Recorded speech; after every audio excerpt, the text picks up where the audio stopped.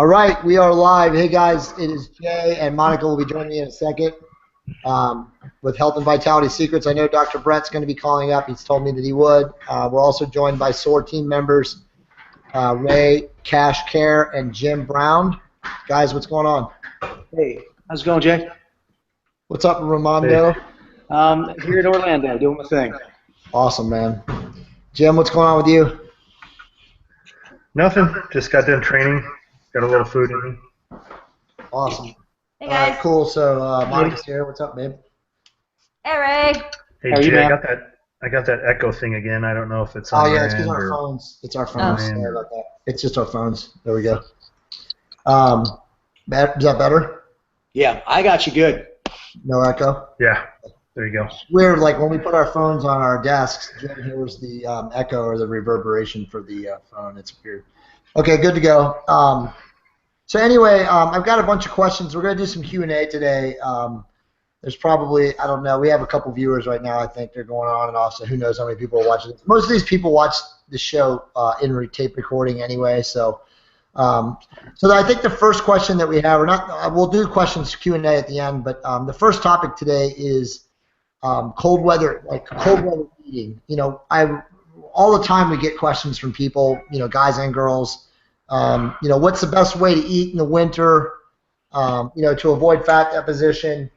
You know, at the same time, like, how do I eat so that I can train really intensely? Because I think a lot of people's mindset or mentality in the winter is, especially in like the colder weather environment areas, which we can actually say is LA right now, because guys, I'm not kidding you, the last 2 mornings we've woken up here and it's been freezing.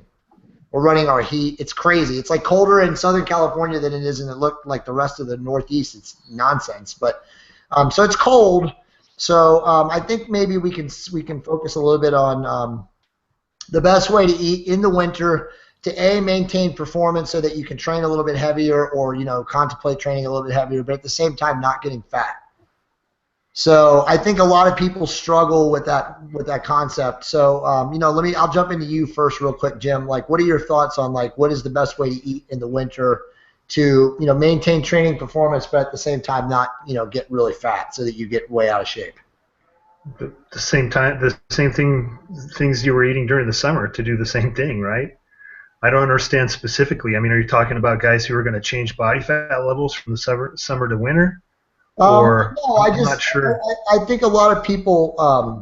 I think a lot of people just think that, you know, in the winter, you know, they can eat. They can like kind of go all out and just like eat it whatever they want, because, you know, it's not because, you know, if they maintain being lean in the summer that they can just do the same. You know, I guess it's not as important for them to maintain, you know, their conditioning in the winter, because it's, you know, they're not going to be obviously in the same clothing that they would normally be in the summer. Does that make sense?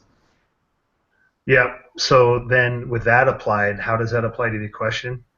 If you don't mind going up body fat percentages, or how do you stay lean? I mean, that's the answer. I mean, I think the answer is, or that's what I'm looking for from you, Jim. Okay, let's do this. Not everybody. Let's do this. So the real answer is data points with your body fat caliper and your weight, and if you're not already doing so, I would focus all of my a huge percentage of my carbohydrates around the workout, either pre, post, intra workouts.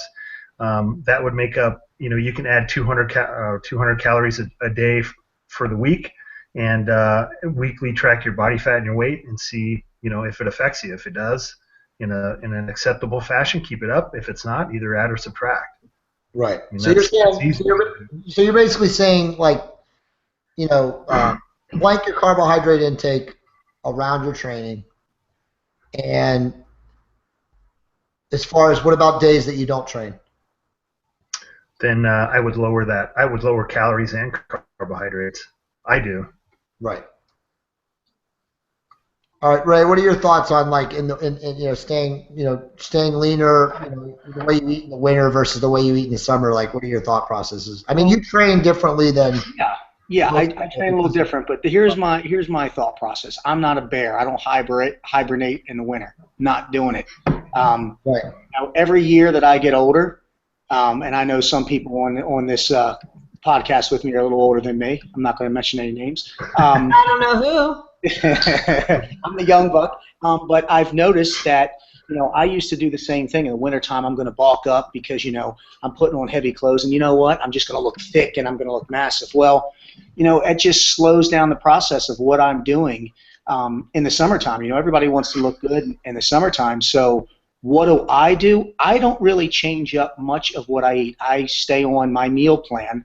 Now, people say, well, you have the holidays and you have this. Well, I throw up the bullcrap flag on that because in the summer you have the same holidays. It equals out. You have 4th of July parties. You have Memorial Day. You have Labor Day where people are eating things. Now, granted, in my household, it's Italian. It's a lot heavier. So what do I do as far as lifting? I may increase my cardio 5-10 minutes, 2 or 3 times a week. On days that I'm not lifting, on my days off, I'm making sure that I'm not sitting around eating like a pig. That's the day that I'm staying on my meal plan. If I'm not strict, I will have cheat. I don't have cheat days. I know we all have different mentalities on that. I have a cheat meal. Right. That doesn't mean I'm eating a whole cake or something. It means I'm eating a well-balanced meal, and I may have something afterwards to add to it. That's it. I don't change that much up. Don't. So like, well, I'll just give you like our, we all have different stories. I mean, we all have I have kids. a story too. Yeah, Monica will jump in here in a second, but like, Brett's about to call us, but you guys know this, and you guys, this story is not new, but this time of the year we got all, I have Gabby and Alex, 6 and 8. I have Lana, 13, 14. We're constantly, being taken to holiday parties, events, and stuff that with the kids and parents, and they're all getting together, and so there's invariably there's tons of shit, right? There's donuts and there's just crap, Christmas cookies. It's there. So like I found myself personally, and Monica's way better at this than I am, but I find myself personally that I don't just go into these places and say to myself, oh my God, I'm not going to eat it, right? Because again, for me it's December, it's January. I'm not going to be walking around in a tank top for the most part. I'm not going to be at a pool. I'm not going to be somewhere where I feel like I need to look amazing or maintain like a really rigorous standard of conditioning. So I'll eat a cookie, or I'll eat 2, or I'll eat 3, okay, or 4. But I'm not like, I don't, and this is, I guess, for the people that watch this, like, I don't want people to think like, oh my God, I ate 2 cookies, it's so wrong, what am I going to do? I got to run home and I got to do 5 extra miles on my bike or on my treadmill or something like that, right? I mean, I think the thought process, what I really wanted to get through is that if you take care of yourself, eat clean for the most part year-round, and obviously you're diligent about your weight training, and obviously you're diligent about your endurance training, you don't have to torture yourself, like thinking that eating, a piece of pie or a couple of Christmas cookies or whatever is going to wreck your gains or wreck your body or any of that stuff. Does that make sense? Yeah, I just have a little recommendation too, because I know like in my culture we make tamales. And it's like, all right, everybody like gathers around. You make what? They don't know what the hell you just said. Tamales. Thank you. White spoke. But during the holidays, there's all of these different gatherings that people will have based around their traditions or whatever it is. And look, you can have all of that, and you can eat those types of foods. Just don't do it all the time, and don't overindulge. What I've noticed, like Thanksgiving and Christmas, people will eat until they can no longer even function because they're so full. It's sad because we're now in a society where everybody wants to overdo it. It's like, I'll have this, I'll have that, I'll have this, and then you're like, you feel like you're going to vomit. Everything comes down to, look, eat it, enjoy it, and then stop. And then do your regular routine. Because I know for us, we're going places, we're doing things, we have birthdays, we have Christmas, we have all these different things. Non-stop. It's nonstop, and we're enjoying having different types of foods and not being so strict and diligent on our diets, and yet at the same time, I think we're still pretty lean. Yeah, no, I mean, like obviously Monica and I, all of us maintain a very low level of body fat. I mean, now even Jim is lean year round, which is really scary. But the reality is like you just can't have a mindset, for the folks watching this, and again, this is weird because like all of us are pretty advanced, but you just can't have a mindset that you're not allowed to indulge every now and then, okay? But again, it's the consistency of your diet year-round, the consistency of your training. And this brings up another point, I think, that a lot of people, I think, around the holidays, they think, oh, I'm going to relax, I'm going to let myself go in my diet, but they also in their head say, I'm not going to go to the gym, right? I'm going to spend time with the family. And it's cold and you want to cuddle. It's cold, right. The cold weather environments, you're unmotivated, you lack motivation to go to the gym. So the only other thing I would add to this is if you're going to, indulge diet-wise, I mean, that doubly means you can't, just avoid the gym. Right. You got to train, you got to do your cardio. And believe me, I know it's hard if you're in New York City or if it's in, Washington, D.C. or Cincinnati, Ohio, or Cleveland, Ohio, or Philadelphia, or wherever you're watching the show, and it's cold, and you're like, Jay and Monica, whatever, man, it's 10 below zero outside. I'm not going to the gym. So I realize, to those people, I say, move your ass to somewhere where the weather's nicer. We can have to find a house in Southern California. We can. We can find you guys a house in SoCal. But realistically, you just can't slack off. So if you're going to slack off in your diet, don't slack off in your training. Does that make sense, Ray? It does. I agree 1,000%. Moderation's key. And, a holiday, at my home, we have everyone come to us. So for the last couple of years, the issues we've been having, and I know a lot of people have this too, is leftovers. What are you going to do with all these leftovers, right? Eating the same thing. I can't eat pasta for a week. If I do, I'm going to look horrible. So a solution we came up with about 2 years ago is we limit, we make a main pot. My wife's Italian. We do all this. We limit the desserts. We make 2 desserts at our household. We used to have like 20. But we literally take a poll of what everybody wants. And then what we do real quick is when we're done with the evening, we buy the disposable cheap Tupperware, and we hand out all the food to our family members so they have it. So that's awesome. What I'm not doing is getting up, back when I grew up, I was eating turkey sandwiches for the next 2 weeks with bread and gravy. And then here, it's eating, stuffed shells or lasagna or a man of good or whatever Tricia makes. We get rid of it. We have that. We have it in moderation. I may sneak a little piece here and there. I'm not gonna lie. I can't lie to you or the audience. A little foil paper, hidden behind the milk. She makes the low fat. She makes I know I'm gonna hear this from Jim. A low fat key lime pie. I know that's gonna. But she uses just certain ingredients, and it's light, and we'll have a little piece, and the rest of it's just divvied out throughout the family. So that's kind of some food for thought too. Is if you're hosting it, you can, the season to give that food away, man. Let other people put it on instead of you, right? No, honestly, that's the spirit of giving. Jim, jump in here in a second, but that's actually genius because that's one thing I always complain to Monica about.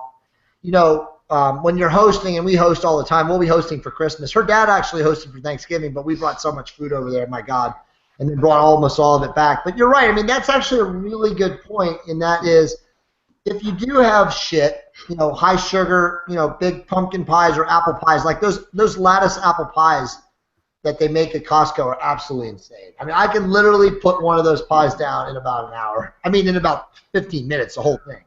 But you're right, Ray. Don't leave them behind because all they're going to do is sit in your fridge, and then you're going to be like, oh, well, I'm not going to throw it away. I can't justify throwing it away. I'm going to eat it, right?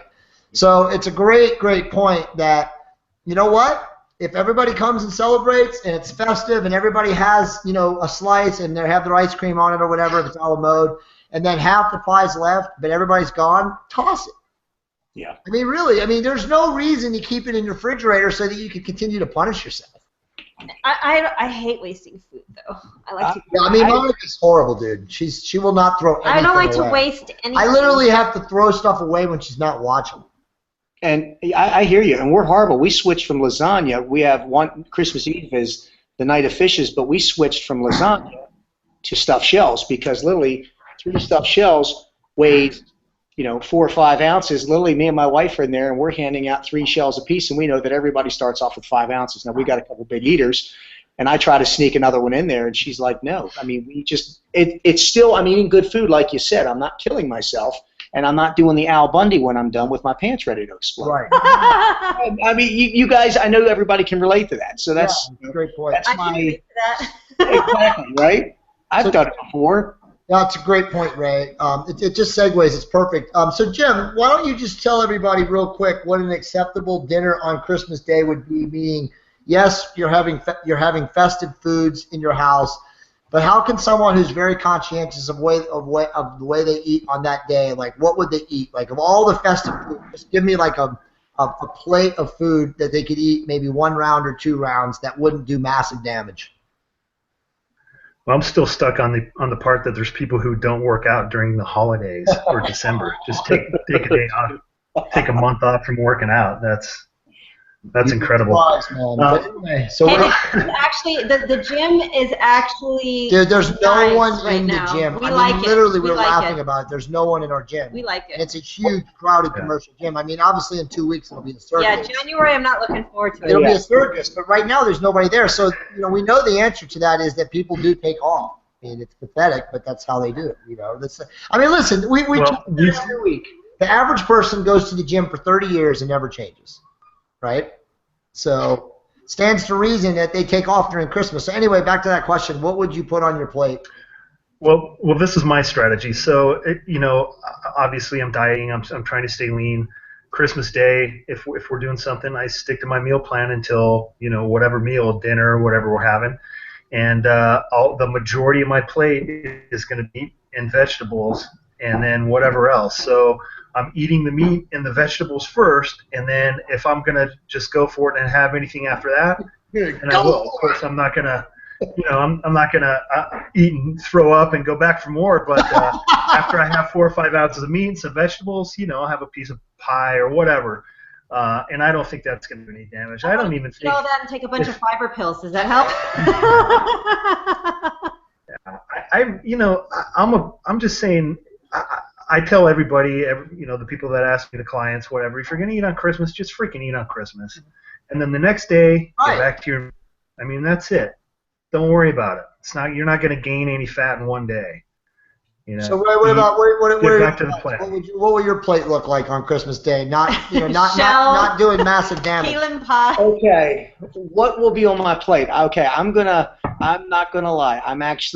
My wife allows me to have. She does the rolled salami. I'm allowed 4 pieces. This is every year. Right. We have he makes some type of broth. Keep going. Hey, Brett. She makes these meatballs with ground turkey. And then we put a little bit of Parmesan on it, and then I'll have 3 shells, one of her homemade meatballs, and then I have my water, But, I can't agree with what Jim said more, I mean, think about it. When I was a kid, what I used to do was I would not eat all day long, and then I would go to Christmas, and I would literally gourd myself I would eat like a 400-pound man. But I do exactly, like Jim was spot on with what he said. I get up, I still have my hard-boiled eggs, I still have my shake, I still have my first one's my chicken that I have with my broccoli, and then after that, that's at about noon. I just cut off till about, we have dinner at 3:30, 4 o'clock. I have that meal. I'm not starving, so I eat in moderation, and when I'm done, I'm not going to lie. I have a piece of the key lime pie. I wish with my audience and you guys here I could fit, but it's small. And then, I'm right, like Jim said, I'm right back on it. I'm at the gym Christmas Eve, I'm off Christmas, and I'm right back on it the next day. Right. Fat never sleeps, man. Right. Well, I mean, I eat a half an apple pie with ice cream, and Monica will tell you that. Yeah. I mean, honestly, I'm a little different than you guys. I will eat whatever the hell I want on Christmas Day. I mean, most of the time now for me, I don't eat. And Brett can jump in here in a second on this, but I really do almost uphold an intermittent fasting lifestyle. On days that I don't hit the weights, 3 days, 4 days a week that I don't hit the weights, I am not eating usually until 12 or 1 o'clock. I drink water with caffeine. I take my thermogenic in the morning. I take my metformin in the morning. But that's just the way I am. I'm totally different on training days. I mean, like Jim said, I flank my carbohydrates. Monica flanks her carbohydrates around training. If I train like a madman, deadlifting, squatting, or whatever, and I'm starving and hungry as hell, between 6 and 8, I eat. I don't care. I eat. I'm not gonna be pounding ho-hos or cupcakes, but I eat. You know, if it's 150 to 200 grams of carbohydrates, I eat it. I don't care. You know, if it's like pretzels or snack chips or something like that, I eat it. Well, I try not to pound a lot of sugar. You know, in a really nasty processed way, but, you know, on Christmas or Thanksgiving, I will eat apple pie and ice cream. I'm not, you know, it is what it is. But it's like you guys said, you know, as long as you're, you know, continuing to strength train, you're doing your endurance training, you're back on it the next day, or, you know, you have obviously some format of, you know, consistency, it's okay. So, Brett, what are your thoughts? You know, the question I asked these guys was, I think Brett walked away for a second. Oh, he walked away? Yeah. Okay. But, you know, I'm good. Before you go on to that, I wanna say something to the shorter, heavier set people in the world that all aren't genetic freaks like you and Jim. So I'm gonna speak for the average man here. You know, eating a half a pie for a guy that's 5'7" and ranges anywhere from, you know, when I'm in my fighting weight, you know, when I'm hanging with you guys at 195, who can get up to 210 pounds. Be cautious with eating a half a pie, okay? Right. I don't walk around with, you know, with the washboard Abercrombie and Fitch abs like these guys do all the time. I'm more of the average Joe. You know, I'm not saying they don't work hard for it. Yeah, you talking shit about me, Abercrombie and Fitch? No, I'm just kidding. No, but what I'm saying is, and I'm being honest here, for the guys that are a little heavier, bulkier, you know, is you got to know. You got to know your, you know, I'm on that scale, man, every Sunday. I know people, I want to see it. I try not to put on more than 5 pounds in the winter, and that for a guy as short as me, and you guys are monsters compared to me, I mean, that's a lot of weight. So, you know, guys, just, you know, buy the damn scale. Go to the gym. You know, if you that's a great point. I mean, that is a great point. You know, shorter guys don't have, you know, they don't have the body styles or body types to truly, like, you know, put on a bunch of weight. You're right. So it does become a little bit more critically important to maintain, you know, a certain body weight or stay around a certain body weight. I mean, I think you could gain 10 pounds, right? I mean, again, 10 pounds could really mean that you gained 5, you know, because 5 could be water from, you know, eating a lot of carbs. I mean, Jim's got 30 pounds in his giant legs. I mean, and you wouldn't even notice it. You know what I mean? Because he's 12 feet tall. I mean, not everybody has that build, 260 pounds. I mean, let's face it, the average man is not built like Jim. Jim is an Anunnaki, yes. Yeah, he is. He's definitely. So, I mean, sorry, Jim, to throw you under the bus, but I hate people like you that are would change in 200. Because I can eat a whole pie. Perfect, Jim. Right? Jim, you said you ate a whole pie for Thanksgiving, right? Didn't you say you guys ate a whole did. Pie? Did you really? Yeah. You know, We actually. That was all my media sites. Hey, here's I ate another a whole thing. pie. I think And I didn't feel bad about it at all. a lot of people, what they do in addition to the eating, they have sodas, alcohol, all the other crap that adds to what they're eating. So I think if you're going to do one or the other. Like, don't drink as much, or if you're going to drink a little bit, then don't eat as much crap. That's my opinion on that. Right. Well, I mean, you know, that's a whole other topic we could add in there, you know, talking about alcohol. I mean, if you really... If you're going to add alcohol into the equation, then it's... Right, that's a whole different discussion of adding fat. People party during the holidays. Well, no, I mean, that's a good point. I mean, if you're going to eat like shit, you're going to add sugar, you're going to eat half a pie, you're going to do all those things. The worst thing that you can do, for sure, is to compound it by pounding down a lot of liquor. You know, especially, 5 or 6 glasses of red wine or something like that, you know, because it's just going to make it worse. But anyway, Brett, you're back. How are you, buddy? Hey, sorry, guys. Good. You guys? Good. We're doing good. How was your flight back from the anti-aging conference? It was lousy. No, it was fine. Cool. It was just long. So the question is, and you can jump in real quick, is we were talking a little bit about eating in cold weather and minimizing fat deposition, but you know, what's on your plate on the holidays to, you know, and I know you're like me, you'll eat a little bit more sweets or not, you know, be a little bit more less restrained, but what's a good way to eat on, you know, Christmas Day or a holiday day or around the holidays when you're with family and festive occasions that won't destroy you? Yeah, I mean, I think that the key thing is, you know, just like, you know, going back to the, the usual premise of keeping an eye on what you're eating in the context of, insulin secretion. And I think that some key tenets are, if you're going to eat carbohydrates on those days, and you will, and I'm talking about an excessive amount of carbohydrates, spread them out. And also, so spread them out. And try to cut the carbohydrates down every meal. So if you're going to have carbohydrate-laden meals, and everybody is, make sure that you have those carbohydrates as early as possible in the day, and really try to minimize the carbohydrates, the late-night eating, if at all possible. And it's all relative. In other words, you're obviously going to have carbohydrate-laden meals all day, but if you could choose, and if you can use some sort of, if you exercise some degree of control, have the things that you want to have, by lunch or by early afternoon, as opposed to having the 50 pounds of ice cream at 10 o'clock at night, which is really not gonna serve you well. That is very, very important. The other thing that we had discussed during the last hangout is do the best you can to maintain your training schedule, because that's going to buffer you, of course, against the untoward effects of the bad foods that you're eating. Also, if you are planning on eating a lot, and although this may not be part of your normal routine, you can make sure you can try, if you're going to have a carbohydrate-laden meal later in the evening, take a 45-minute walk after you eat. Okay, and that's going to sort of set you along the path in other words, that's going to put you on that path more towards the fasted or the starved state than you would be had you not done any exercise. So again, carbohydrates early in the morning if you're going to have them. Introduce a little bit more endurance work during those days, even more more so than you typically do during a week. And try to maintain your normal training schedule as best as possible. And those are, I would say, my three big points. What you don't want to do from the standpoint of your exercise nor your eating, you don't want to fall off either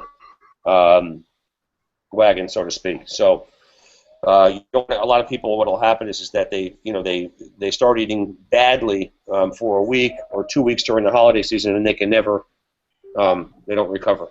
So you really want to keep everything as close as possible to sort of your normal schedule, despite the holidays, both from an eating standpoint and a training schedule standpoint, with only small deviations as possible, and that's going to keep you habituated to the both the exercise and the good eating. So those are really my my 3 bullet points. I don't know what else to say in that regard. I mean, one little fine point, take it or leave it, is protecting yourself from your food. I always tell my patients to try to protect themselves as best they can from their food. So, and then there's no data on this, but sort of empirically it makes sense. If you're going to eat crap and you're going to eat a lot of foods with both a lot of carbohydrate and the omega-6, the inflammatory fatty acids, there's some sort of logic in doubling up your omega-3s, okay, to maintain that ratio as close as possible to an omega-6 to omega-3 ratio of 1 to 1, which you're never going to get. And our diets, for those unaware of this fact, the American diet is typically about 20 to 1 omega-6 to omega-3. So if you're going to eat a lot of omega-6, try to push the omega-3 up to at least balance the inflammatory effects of the omega-3. And again, there's no data on this, but empirically it does make sense. So there's probably truth to it. So good points. So we got a bunch of questions for Q&A, but we might well throw this in here now because it segues perfectly. But and obviously it's in the news, and you and I just wrote an article for Iron Man about it. How can we, how would we add metformin? And again, this is for those who have a prescription, whose doctors are progressive and forward-thinking enough to give their patients a script of metformin. Should the metformin dosage be modulated a little bit if they know that they're going to be eating, more? Yeah, I mean, listen, I can't really comment, on that because it's totally off-label. Right. Again, you do what you think you need to do. It is not a drug that is going to be, that should be used necessarily in that fashion. I mean, again, empirically, does something like that make sense? Sure. Are you going to overdose on metformin? No. It's extremely unlikely because the toxicities are, people are taking 3-4 grams of metformin without any untoward side effects. Right. So I'm not going to say that that's what you're supposed to do, because it's totally off-label, and it's Right. off-label usage, as it stands right now, to treat these quote-unquote disease of aging. But you do what you feel is right. I can tell you that escalating the dose of metformin in all likelihood is not going to cause problems, aside from maybe introducing a little bit more GI distress, discomfort. Right. If you do happen to have that, if you're not tolerant of it to begin with. But yeah, I mean, it does confer protection for sure against these quote unquote bad foods, right. Particularly the carbohydrate laden foods. Sure. And again, it's sort of the same. It's sort of the same strategy or logic behind doubling your dose or tripling your dose of omega-3 fatty acids. These are food. These are supplements, if you will. Metformin's not a supplement, but they're all the same. Food, supplements, whatever. We know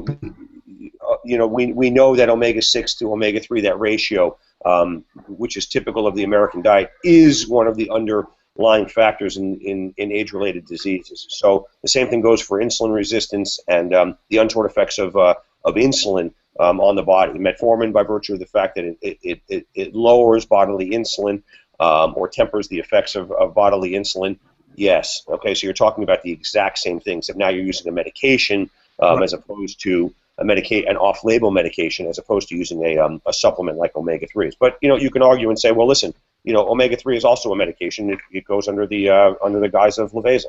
So not necessarily that different, but it's a red flag. So I really can't say comment. You sort of get the point from what I just said. Newsflash, you just did, but I get it. Okay, so next question. Does anybody want to say anything else before I move on to the next question? And we got a ton of questions here, or a point. And so the next point kind of also moves us in. It's about endurance training. All the time I'm getting questions from people that say, like, when is the best time? The preferred type, how often, how long should their endurance training be, blah, blah, blah. So, this is a lot of different answers from a lot of different people. I'll start with Jim and then move back to Brett and then Ray, and then, we'll chime in. But, like, Jim, what are your thoughts on endurance training? How much, when, what time is optimal? Just pontificate, I guess. What are your thoughts? Well, again, I'm going to have a different answer than Ray and Brett are probably, but I would first have to figure out what the person's goals are. For me, I want to maximize the amount of muscle that I have, my recovery, and I don't do a lot of endurance training, but if I was advising someone that was specifically gearing up for an event, I guess that would be differently. Right. So I don't know how to answer that. Okay, so you're pleading the fifth. Pleading the fifth. Okay. For what I do, I don't train for endurance. Right, but I mean, what type of endurance training do you do when you do your endurance training? If I'm preparing for something like for a Croft test or something, I'll jump on. I'll do a high intensity short interval training. Like on a bike, on a treadmill. Like on the stair mill, I'll go 10 to 20 minutes full blast on the stair mill. Okay. So, but you do. But if I was training for a marathon, which is an endurance event, I certainly wouldn't do that. I would train a different way. So I'm not really sure. Right. I mean, you're saying you don't do endurance training. That's not true. You do martial arts training. You do Krav Maga or whatever that stuff's called. So I mean, you are doing endurance training in and of itself when you do that. So I mean, obviously it's a combination. But again, that's training for a specific event. Right, but I mean, it's still training for an event. You're still doing endurance training. It's still training, right? I mean, it's the same thing. It's not weight training. It's cardio work, kind of. Is that? Well, that's what I mean. What you're asking? I mean, when I call it endurance training, I mean that's essentially what cardio is. I mean, it's the same thing. So it's a semantic statement, I guess. So that's what I meant. Yes. So I prefer to do cardio first thing in the morning, empty stomach, in a fasted state. I think we all do. Right. Other than that, I'll add some.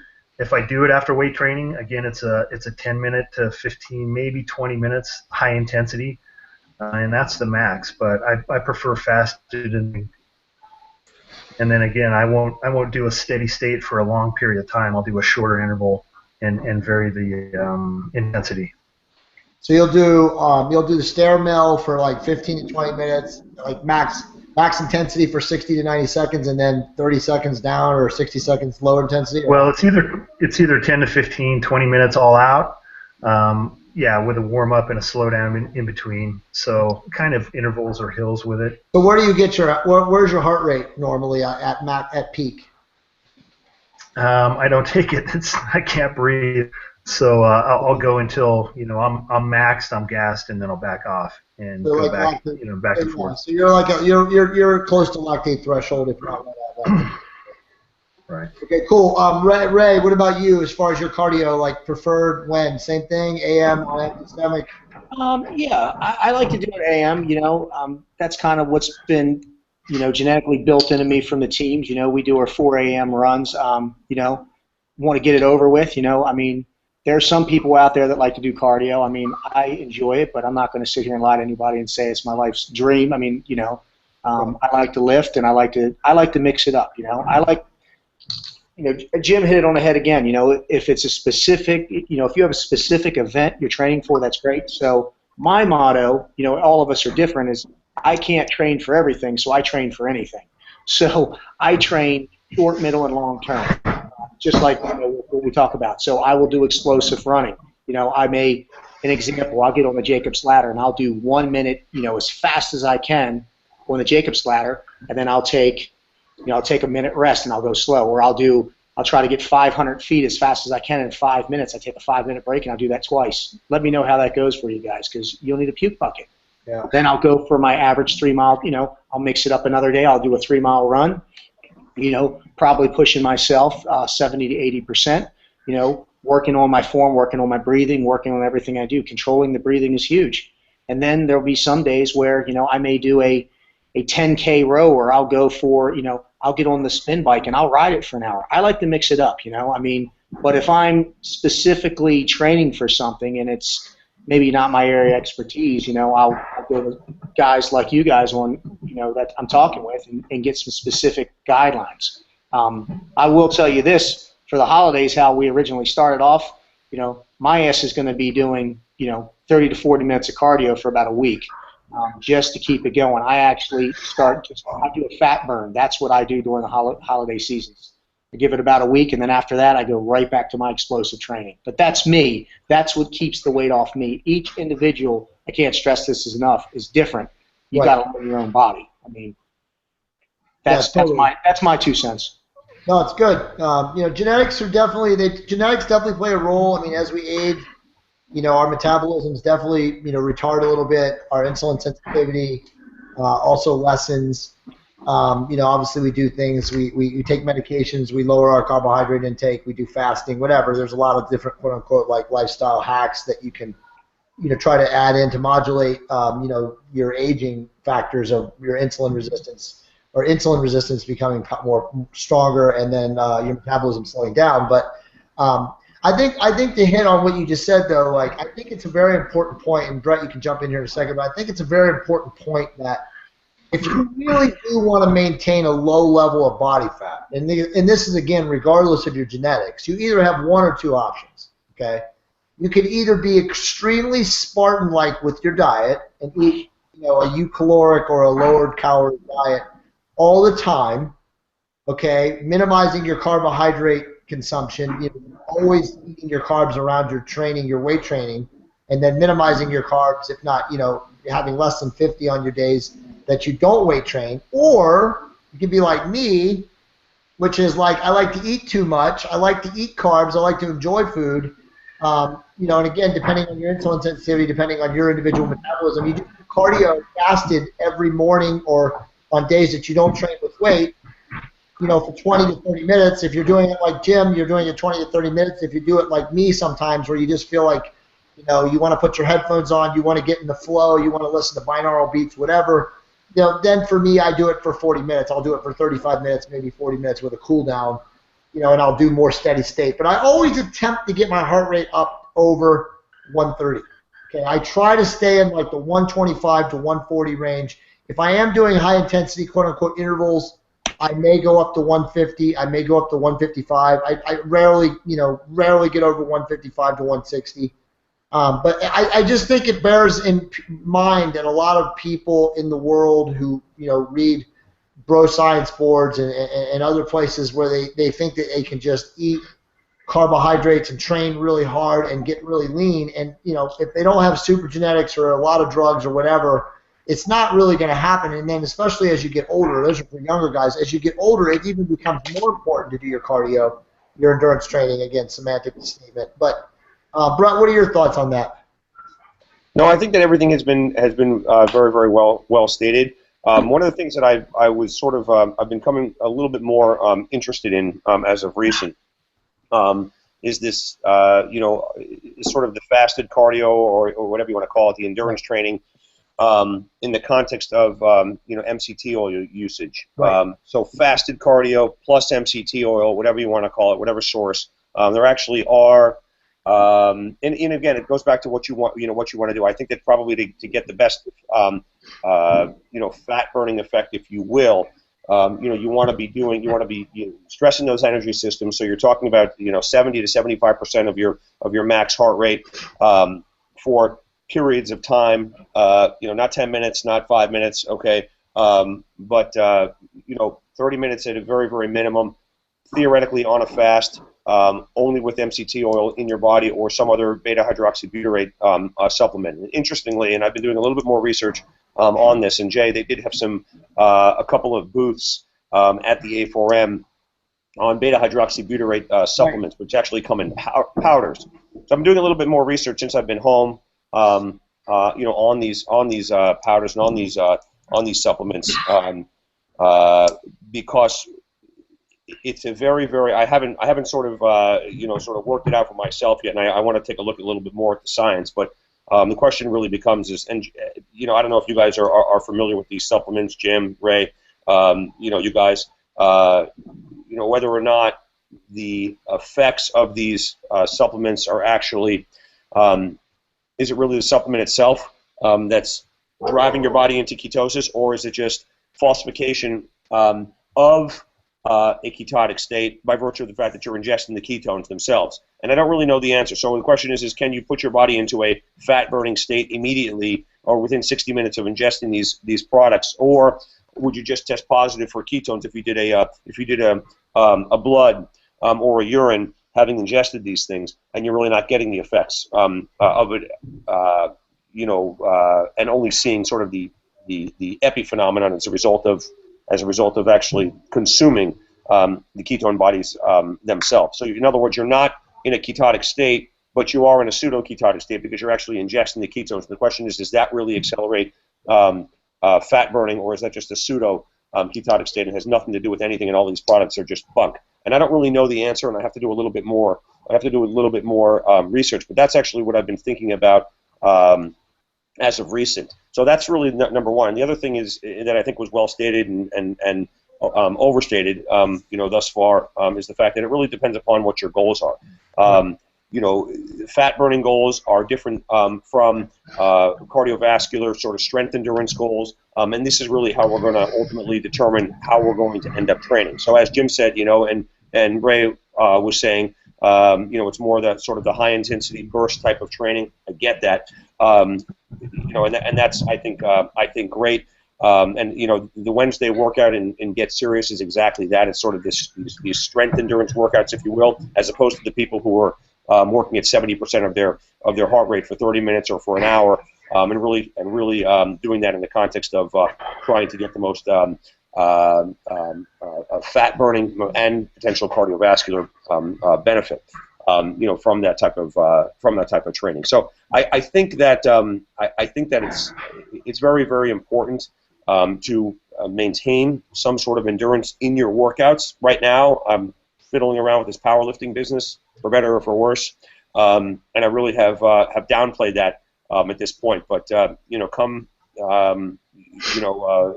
February, when we're done with that bit silliness, if you will, I'm going to get back to the sort of the normal Monday, Wednesday, and Friday. And Wednesday, as I had just said, of the workout in the book is really that strength endurance type days, which is not an hour of endurance training. It's just 20 to 30 minutes of that interval, of that heavy carries, of getting your heart rate up towards the lactate threshold, et cetera, which is far different than what you're doing when you're at 70% of your maximal heart rate. So it just depends upon your goals, depends on what you're looking to do.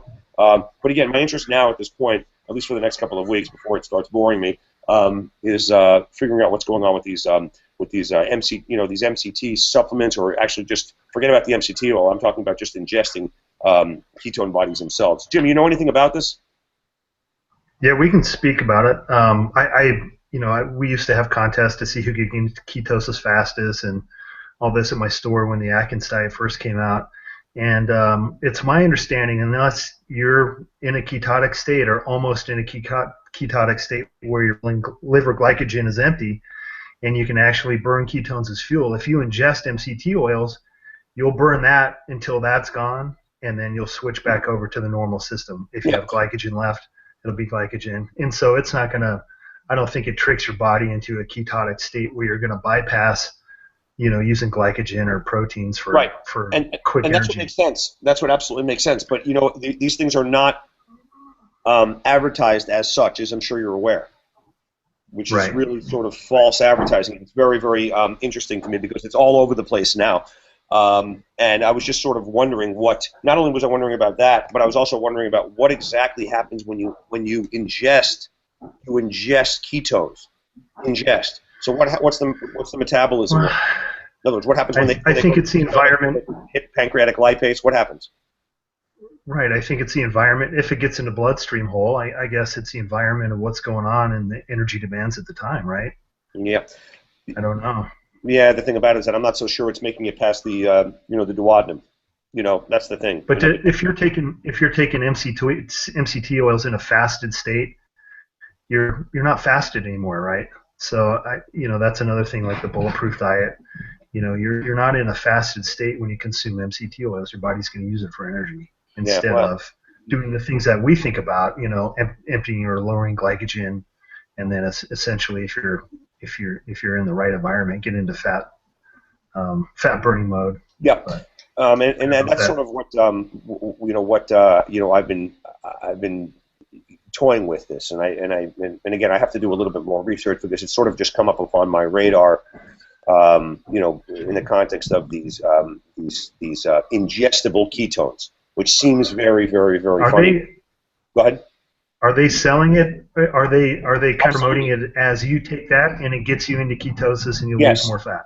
Yes. Well, not the last part of that. It gets you into ketosis, but I think that's false. You see, in other words, it's not false. It's real because you probably do test for them because I'm sure that some of it leaches across the intestinal membrane. But as a whole, as a whole molecule, so to speak. In other words, some of it is going to, if you overdrive the system, some of it is going to get past, the pancreatic lipase, et cetera, and you're probably going to end up spilling some of this stuff into your bloodstream. Maybe I'm wrong. Maybe I'm not sure. I'm going to go ahead and go on record. I'm going to go ahead and go on record on this and say that's all complete bullshit. Yeah, it's not going to work. Right. Well, I can tell you that there are companies that are founded. I'm not going to mention any names. I'm sure. Just on this. I'm sure. They actually say that it puts you into ketosis, and it does because you probably test positive for it. The question is that doing a damn bit of good? Right.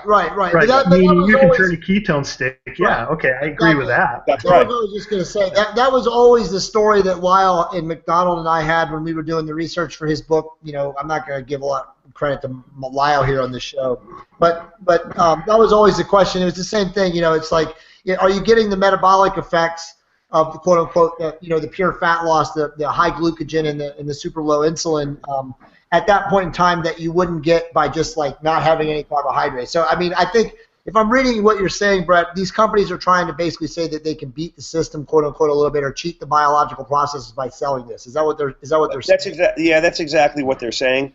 And I'm very, like I said, it's just recently come up on the radar, Jay, because there were, 2 or 3 booths just on this, at A4M, and I was saying to myself, wait a minute, what is going on here? I saw one of them. Yeah, I saw one of them. So, and you can buy liquid beta hydroxybutyrate also. It exists. Just buy it as a supplement. And it's odd to me. It really is odd because as Jim had said, if you eat this stuff, quote unquote fasted, or even in the context of a meal, my guess is that some of it is going to slip by, okay, and you're going to end up testing positive for ketones, even though you're clearly not ketonic. Exactly. And that is BS then, okay? And what does that do for you?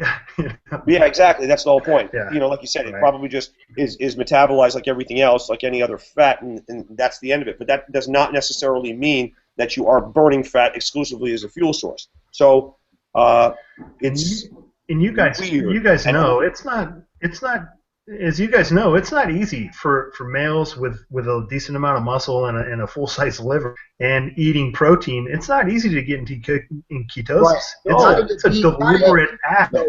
Yeah. Very hard. No, it takes a while. It takes a long time, and there's no question. There is one thing that happens, and again, I did the cyclical ketogenic diet for 2 years. Okay, the more you practice it, the better your body does adapt into getting into ketosis. But it does. You're right, Jim.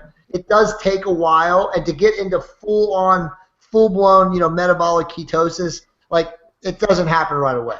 No, it doesn't, and it can take it could take months. Like LeBron James, down in South Africa, goes to that, I forget the guy's name, but gets keto adapted in 3 months, and it's not just a matter of spilling ketones. It's really a matter of and I have some experience sort of secondarily because one of my neurosurgical colleagues is he's a lunatic, and for the last 6 months he's made this into a science project, and he has records in an Excel spreadsheet for 6 months worth of data, 3 to 4 times a day with glucose levels and ketone levels, and recording when he trained, and recording when he ate, and referencing all the time. Okay, that he's doing all these measures. Sounds like he has no life. No, he actually has a great life. But anyway, what I'm trying to say is that there's a difference between spilling ketones and getting to the point where I call it the sugar clamp. He has actually a clamp on his sugars now, so his sugars will typically run, despite what he eats, okay, somewhere around 85, okay, to 105 forever, okay. In other words, postprandially, okay, and he doesn't eat a lot of sugar, okay, his sugars will spike up to 110 and then they're done, okay. When he's starved, okay, because he does sort of an intermittent fast ketogenic diet type of thing. It's just not eating around the clock, but just eating no carbohydrates. Right. When he does this intermittent fast, and he comes off, he does eat some carbohydrates, but he's down to about 30 grams a day, and he knows exactly where he can knock himself out of ketosis. But the thing about it is that even during Thanksgiving, when he ate like crazy, which was the first time he had literally gorged himself since the initiation of this whole thing, he was still what I would call clamped. So his sugars, they only went up to, postprandially, 110, okay, and that was it.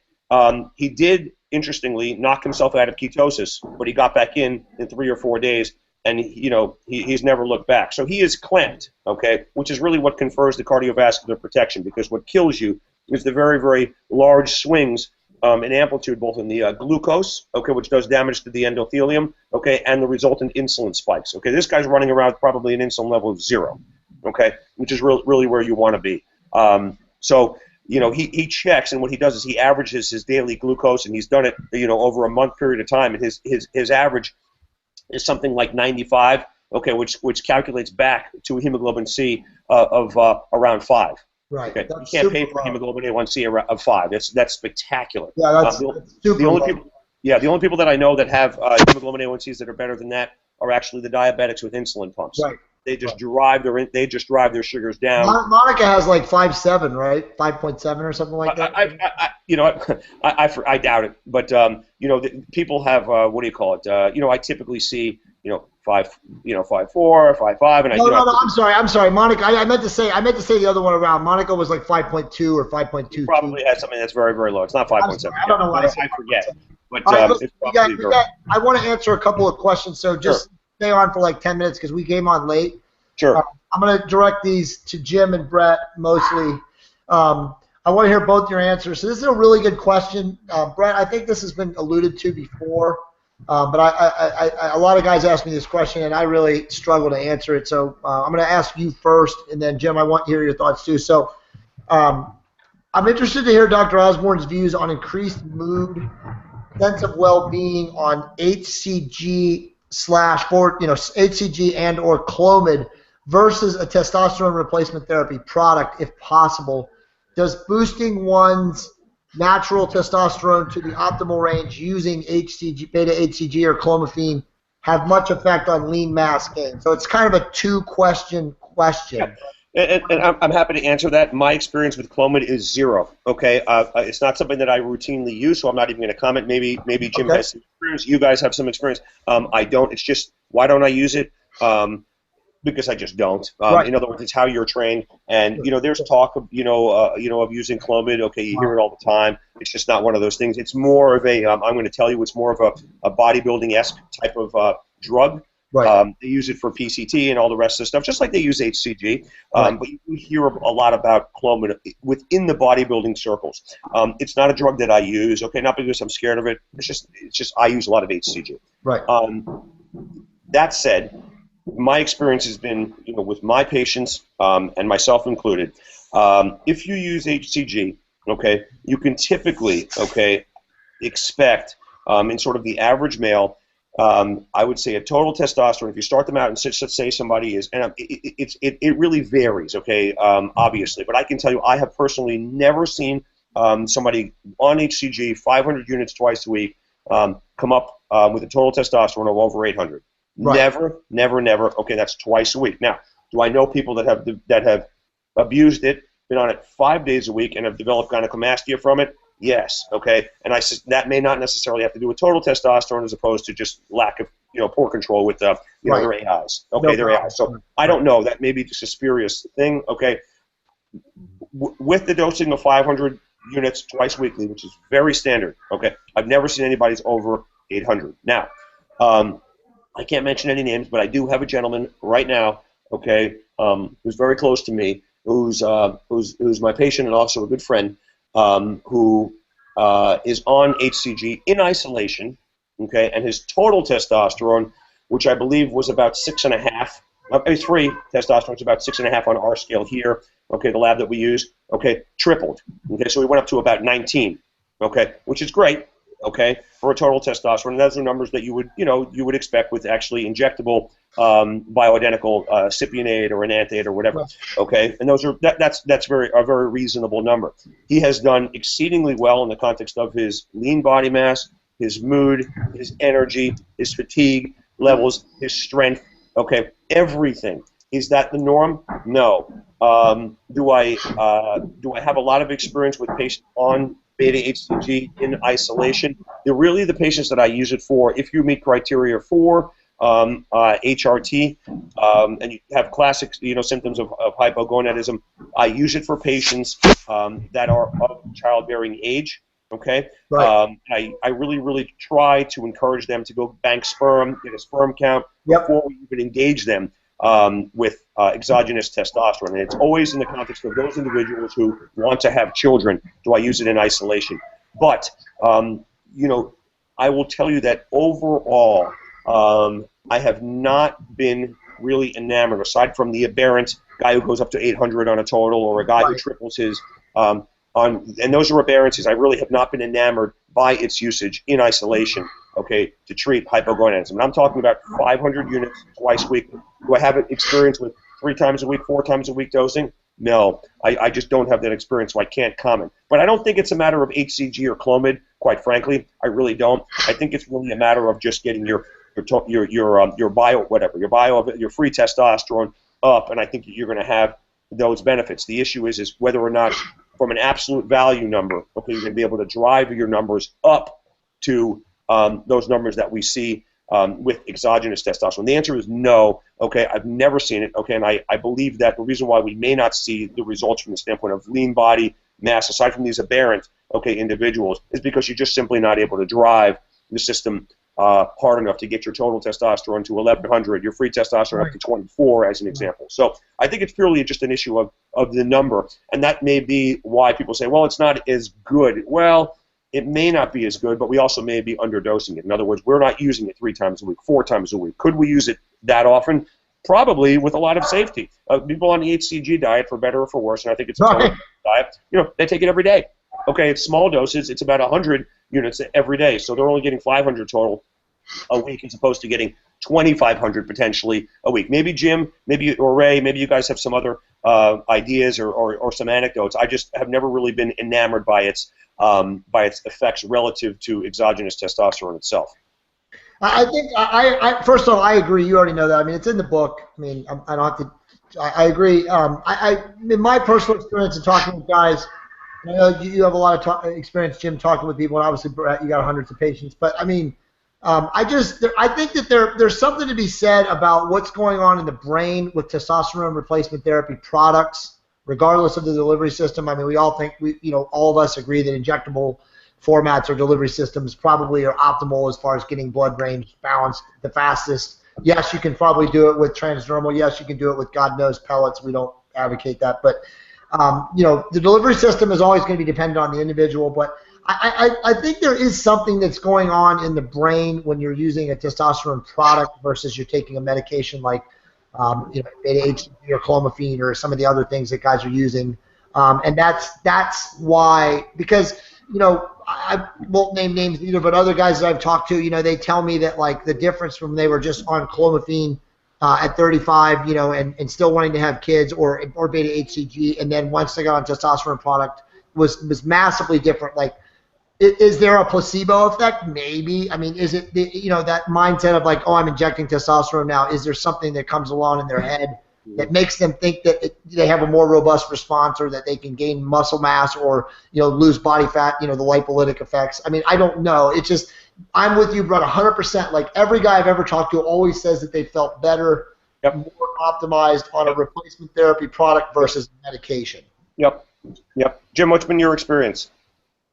Well, I mean, I guess the question would be if we had, if we could run a test with the same guy, and he started out at, a level of like 200 or whatever, and we did isolation tests with HCG, Clomid, and then synthetic or bioidentical testosterone to see. And the end number was the same. We got him up to whatever 1800, and to see if there was an actual difference. And until we have that straight comparison, I think it's difficult to say. Typically when somebody's taking Clomid or HCG to that level, that higher peak of total test and test is when they're doing therapy. So I think it's hard to judge. I'm not a fan of Clomid at all. I think HCG has its place, in isolation, like you. When you're on testosterone and taking it, some guys like the aesthetic effects of it. But I think people who would choose either of those two over just basic replacement therapy are few and far between. That would benefit more, to say. I don't know. Right. I mean, I've been on both for years, and I can't tell you that if I do stop my HCG for whatever reason for 6, 8 whatever it is, 3 months, 12 weeks, have I noticed any difference? No, I have not. I really have not. I think you're overdriving the system. I think that you're only using it from the standpoint of its sperm maintenance functions at that point. I just don't think HCG is doing a damn bit of good as far as any, like you said, any aesthetics or whatever else when you are on exogenous testosterone. I don't think it does anything, and I don't use it for that. Excuse me. Love you, pretty girl. I don't think it does anything. Aesthetics, I'm referring just to sac size. Right. Muscle composition. Yeah, exactly. I mean, basically full testicles. I mean, there's a psychological component that men have, as you know, Brett, of having full testicles. I mean, obviously we all know that other than having kids, there is no anything wrong with having descended, non-full testicles versus having full testicles. But I just think that a lot of guys psychologically like to have that effect. They don't want their quote-unquote nads to shrivel up. I mean, it's nonsense, other than maintaining motile and virile sperm. The only other question that I had that I thought was relevant, and maybe you don't want to answer it, Brett, is Metformin timing for people that have scripts. As you know, we wrote the article. Metformin is all over the news right now. It's the only question that I get on a regular basis from people, and they always ask, when is it best taken? If you have a script, is it best taken, again, whether you're on label or off label? Maybe you can answer when it's label and you have diabetes or pre-diabetes. Right. So metformin is typically prescribed 15 minutes before basically the onslaught of insulin. A sugar load. To temper the effects of the sugar load, so to speak, by virtue of a variety of mechanisms, some of which have yet to be elucidated. Anyway, that's really what it's written for. As far as off-label usages of these things, I'm not, allowed to say anything. Okay, what I'm going to say is, if you are using it off-label and you're using it for in the context of fat burning, et cetera, because we all know that that's a side effect of it. Use your brain. Right. Okay. So if you're training in the morning on an empty stomach, as an example, as Jim had spoken about, well, I'm just going to leave it at that. I take my metformin at night. Okay. Not in relation to dinner. And this is what I do. Right. Because I like to think that at night, okay, when you are trying to, if you will, reboot your system, clean your brain, okay, wash your brain out, okay, of toxic metabolites, you want zero, okay, insulin in your body, okay. So I like to think that you get sort of an amplified effect when it's not taken near a meal, so to speak, okay. In other words, on a fasted state. Again, take it or leave it, okay, and just use your smarts. That's all I can say. Well said. So for the non-doctors here, which I'm clearly one, and Monica, tell us when you take your metformin. I take it morning and night. What time do you take your metformin? First thing in the morning when I wake up, empty stomach, and at night, right before I go to bed. Okay, Brett did not say that. Remember, right. That came from a non-practicing medical person. Jim, any thoughts on that? Ray, any thoughts on that? And then we'll wrap it up. No, sir. I think everybody covered it. What I got. Yeah, I could go on and on about this, but there's three things that we think metformin does, and I'm not a fan of taking it with a meal, because for me, on my meal plan, when I eat my carbohydrates, I don't want any inhibition of the ingestion at all, so I don't take my metformin with it. Some people think that they can take that with a cheat meal, and block some absorption of the carbohydrates. You can use berberine for the same thing, but it goes back to, if you're having a planned cheat meal, you shouldn't be worried about the carbohydrates. Anyway, I could go on and on. I take it morning and night, and I think cumulatively, I think it builds up in your liver, and we get that benefit of the inhibition of glucose production in your liver at night when we fast. So I don't know if the timing's specifically important to that, but I take it then, and I take it in on an empty stomach in the morning. Awesome. Okay, so I'm gonna do an ad here for SOAR. Anybody who wants to chime in can. So guys, SOAR is still about 7 weeks away. February, actually 8 weeks, technically 7.5 weeks away. It's February 4th to February 6th in Jupiter Beach, Florida. We currently have literally 12 people signed up. We only want 20. Now, that doesn't mean we'll take more people to the seminar who just want to come for an information standpoint. If you want to become a patient of Dr. Brett's and take in all this amazing transformative information over 3 days, it's $24.97. Okay? You become a patient of Dr. Brett's. You're an anti-aging patient of Dr. Brett's, and you also get all the information for the seminar. If you want to come, you already have an anti-aging regenerative medicine doctor. Maybe you're already currently a patient of Dr. Brett's. It's only $1,497 to come for the seminar. Again, this is a Thursday through Saturday seminar.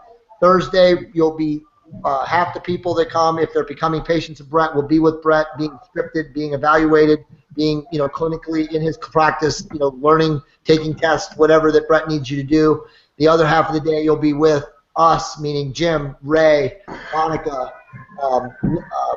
Melissa, and myself in the gym, clinical, I mean, a practice of sound strength training concepts, and then mobility.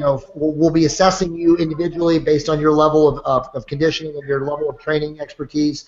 And then at night, Thursday and Friday night, we will be doing lectures. Okay, we will be in a classroom setting at the hotel.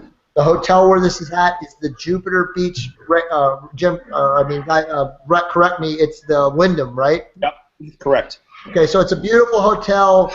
You guys can get all this information on soarforever.com. But again, there's one other, I want to just mention it. If you want to bring a friend, and again, you're already a patient of either Dr. Osborne's or another anti-aging regenerative medicine, you can bring a friend, 2 people, like a buddy pass for $19.97. So 2 people can come, right under $1,000 each. Again, this information over 3 days, it's really unparalleled. There's really no one doing what we're doing. There's plenty of guys doing Navy SEAL type stuff. There's plenty of people doing mobility training, but there's no one doing this comprehensive anti-aging, lecture and seminar, and then obviously becoming a patient of Dr. Osborne's, and then getting all this other stuff. So if you're thinking about doing something for 2016 and your health really matters, this is a great way to start it off. Again, soarforever.com. Everything's explained. There's tons of videos there that show what goes on in the seminar, what we're going to be the kind of information we're going to be delivering you. You're also going to get a free copy of Brett's book, Get Serious. You're going to get a free copy of my book, The Definitive Testosterone Replacement Therapy Manual. And then, last but not least, on Saturday morning, you're going to work with Ray, at the beach in a quote-unquote Navy SEAL training environment. So there really isn't anything like this. I know I'm biased because obviously I'm involved in this, but I mean, any of you guys, if you have questions, you can reach out to any of us on Facebook. We're happy to answer them. But again, for value that we're providing, when this is going to happen, there's really nothing like it. Just, we hope that you attend. And again, please, if you have questions about any of this, just reach out to us. We'll be happy to answer. Anything you guys want to say? See you in February. Awesome, Brett. Any final words? Nope. Come soar, guys. It's well worth it. And as Jay had said, if there's and as I always say, I mean, he alluded to this. I mean, there's really nothing that's more important than your health, right? So this is a real way to sort of jumpstart your quest, towards that goal that you may have been thinking about. But what it really requires is just the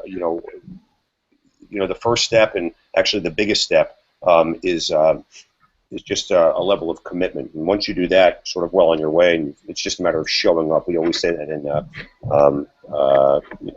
the medical subspecialties. I mean, it's just a matter of showing up and showing that patient that you're there for them, and you're affable guy and stuff like that. So it's the same exact thing with your health. So make that first step and commit to doing something, and it's potentially a life changing. It's a game changer here, life changing event here for people that are involved. So let us prove that to you. We'll see you in Jupiter. Awesome. All right, guys. Well, listen, man, this was an amazing call. There's some great information on it. I'll post it on Facebook and tag everybody. We will talk soon. I don't know if we're going to have one between Christmas and New Year. It depends, but we'll all be in touch. And thanks for a great year, guys. Happy holidays to you and your families. And we're going to see everybody soon at SOAR, and we will talk soon. Okay. See you guys. See you guys. Bye, guys. Okay. Thanks for coming up. Thanks, guys.